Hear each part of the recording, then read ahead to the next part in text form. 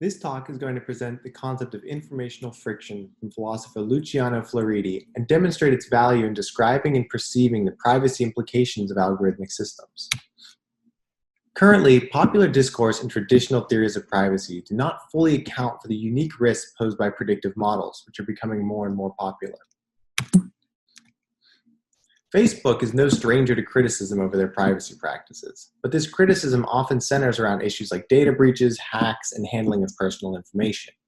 Popular theories of privacy, such as those from Altman, Palin and Durish, and Nissenbaum, capture these issues well, but become strained when the focus turns from disclosure to inference.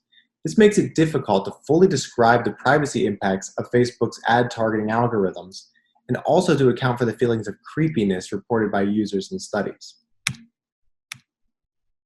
This infographic here shows all the traits which advertisers can target, including demographic information, entertainment interests, and much more.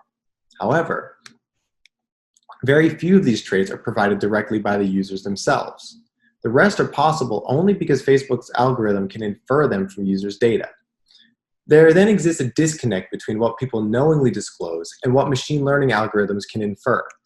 We want a conceptual lens that focuses our attention not on the specific information being collected, but on everything that can be learned given available data and tools. Informational friction may provide such a lens. It's a qualitative measure of how much work is required to access someone's information. The level of friction determines how much privacy is attainable in a given system. An example will help to illustrate this better. So imagine an observer inside of a dark room. Without any light source, informational friction in there is very high. Some work must be expended in order to access any information about the scene. This friction can be reduced, however, in several ways, including globally for any observer in the room by turning on a light, or for only one person by giving them night vision goggles.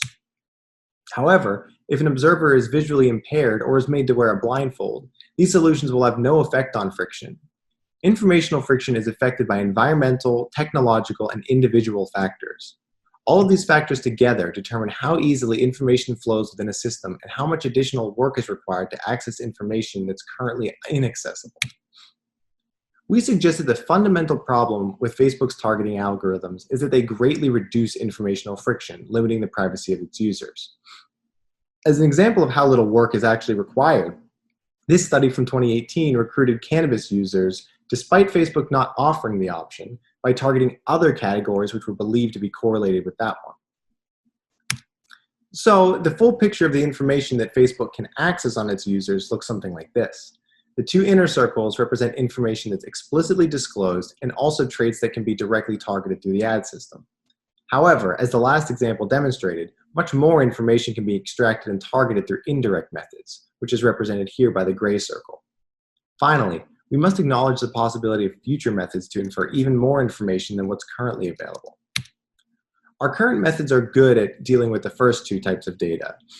For example, reactions to Facebook allowing advertisers to target certain ads based on race reveal culturally and legally entrenched norms regarding which information Facebook should be allowed to collect and share with advertisers. However, this is the point where both traditional theories and Facebook's power to restrain advertisers end.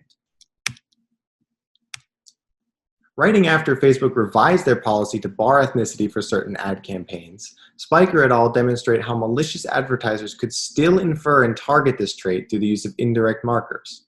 These markers can seem completely innocuous, like online games or mountain biking, and would be unlikely to violate any privacy norms on their own. However, in combination and within the context of Facebook's targeted ad model, they can reveal potentially sensitive information and be used in discriminatory ways. Thus, restrictions on what information can be targeted will always be insufficient. Informational friction brings us to a rather simple conclusion. It's just too easy for Facebook to access information on its users. The powerful machine learning algorithms, enormous amounts of data, and craftiness of advertisers make it nearly impossible to account for all the ways in which users' information can be accessed and used. This weakens any effort to protect privacy through explicit restrictions. Instead, it might be better to focus on the ways to increase informational friction and make it more difficult for users' information to be inferred in the first place. The points on screen, if implemented, would go some way towards making it more difficult to infer this information. And finally, we note that IF is also relevant to policy surrounding privacy as well as social computing and CSCW research, especially in interpreting the results of empirical studies on privacy behaviors and attitudes. So in conclusion, we think that IF is a valuable perspective that allows us to more readily perceive privacy-related aspects of algorithmic systems than we could easily do with other frameworks. Thank you, and I'd be happy to answer any questions in this short time.